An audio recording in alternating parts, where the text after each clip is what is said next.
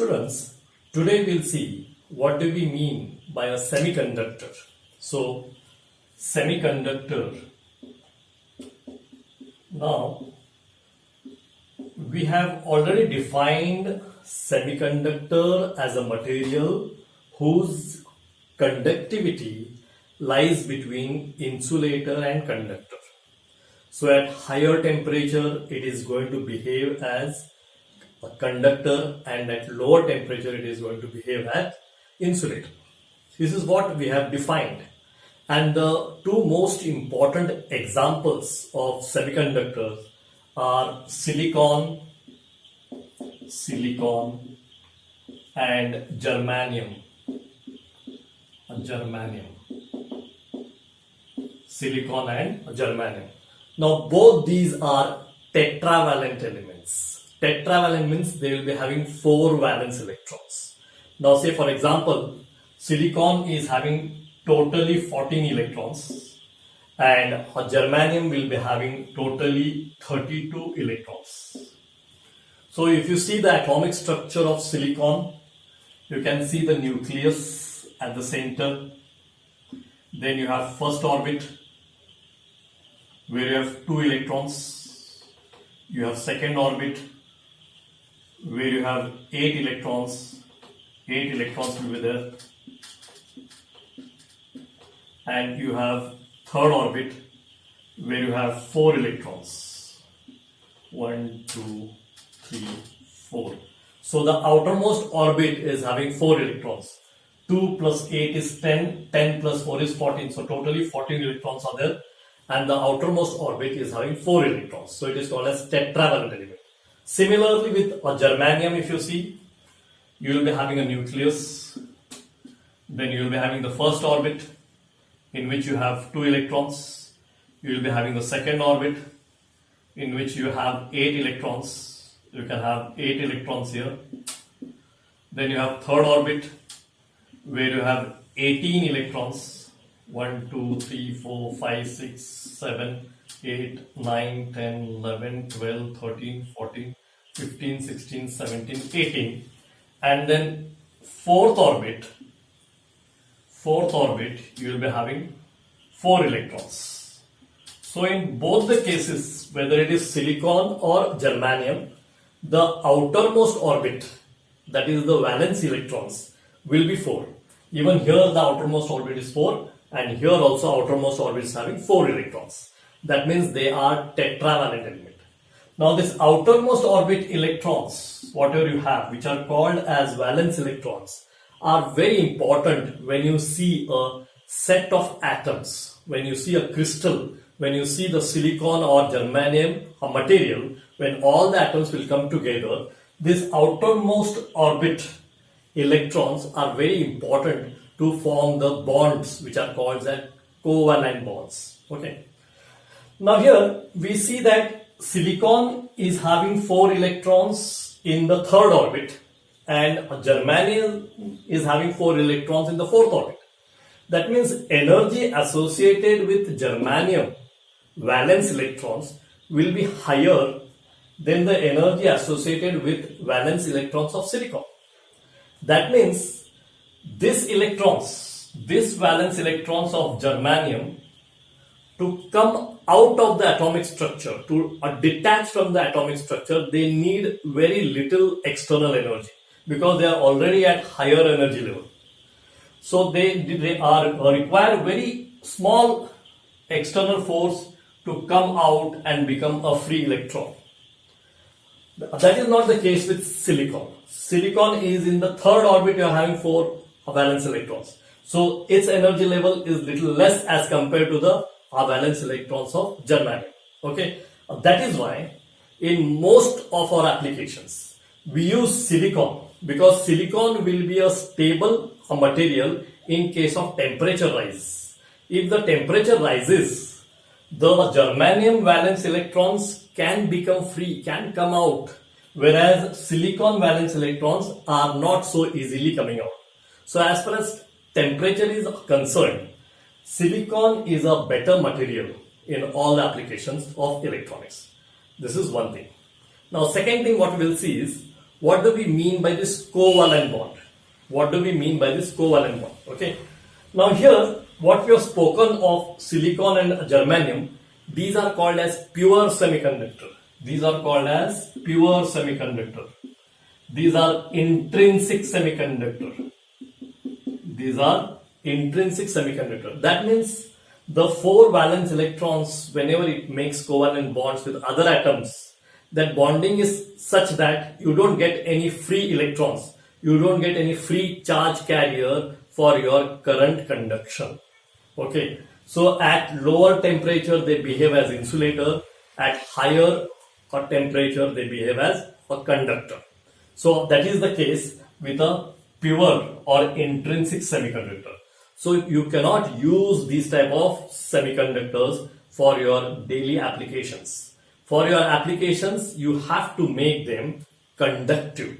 And to make them a conductive, they should be added with some impurity, which is called as doping. And then this intrinsic semiconductor will become extrinsic semiconductor. It will become extrinsic semiconductor. If you add certain impurity to the pure semiconductor so that it can be used for a conduction, then it is called as extrinsic semiconductor. Now we will go to see what do we mean by covalent. Now here students, if you see the set of atoms in silicon or germanium, let's take an example of silicon only. Silicon.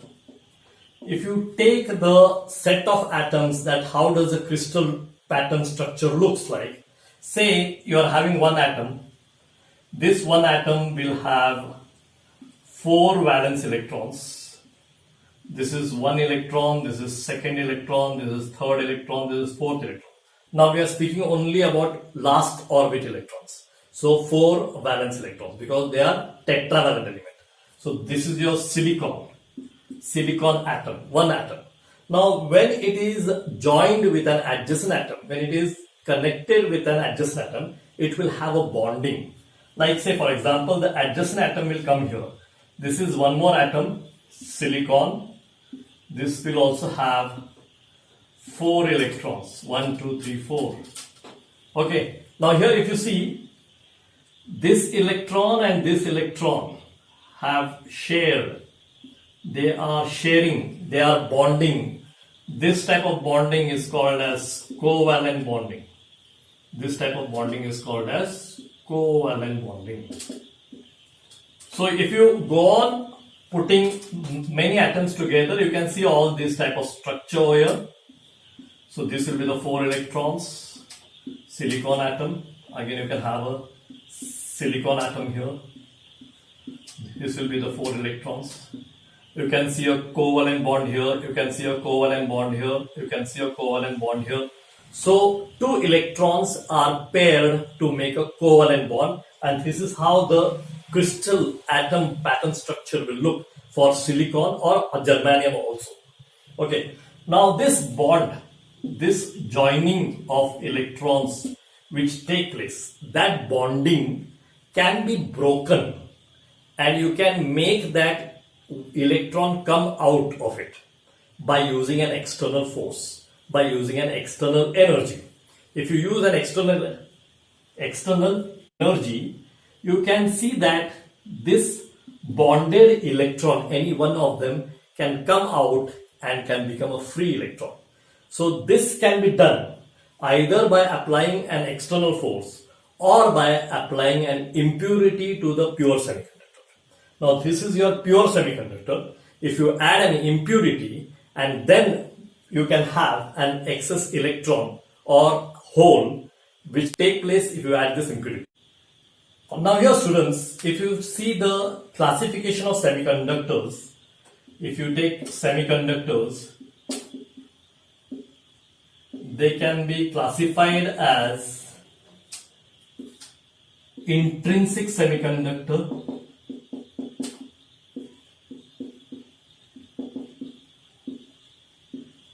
or extrinsic semiconductor.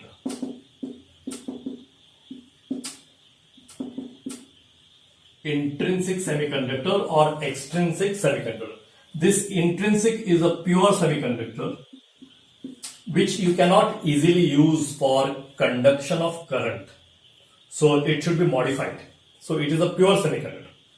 And this is extrinsic, which is impure semiconductor. Impure semiconductor. Okay. Now in intrinsic semiconductor, you can have example of silicon or germanium. Okay. Now the same silicon or germanium, if added with an impurity, if it is added with an impurity, this process is called as doping. Adding of impurity to a pure semiconductor, this process is called as doping. Okay. Now if you add an impurity, then this silicon or a germanium can be useful. They can be used for conduction of electric current. Okay. Now in that also there are two types of impurity. Now we know that basically silicon or germanium are tetravalent elements. They are having 4 valence electrons. 4 electrons as valence electrons. Okay. Now for this, if you add an impurity which is trivalent, that is trivalent, which is having 3 valence electrons, then it will give rise to a semiconductor material which is called as p-type material, which is p-type material. Now p-type material is obtained by using intrinsic semiconductor plus trivalent impurity. Trivalent impurity. Similarly, if you add a pentavalent impurity, you can get n-type semiconductor. You can get n-type semiconductor. So n-type semiconductor is obtained if you add intrinsic with pentavalent elements. Pentavalent elements, which means there are 5 electrons in the outermost orbit. Now then this two becomes p-type and n-type become 2 types of extrinsic semiconductor, and these are very much used in our electronics applications. So basically then we should know what do we mean by p-type and n-type semiconductor. So for an intrinsic semiconductor, if you want to make it a conductive, if you want a current to flow through this intrinsic, you have to add impurity to the intrinsic. Adding of impurity to a pure semiconductor is called as doping. D-O-P-I-N-G, doping. And by doping, and depending on which type of the impurity you are going to add, if it is a trivalent impurity, then you will get a p-type semiconductor. If it is a pentavalent impurity, you will get n-type of semiconductor.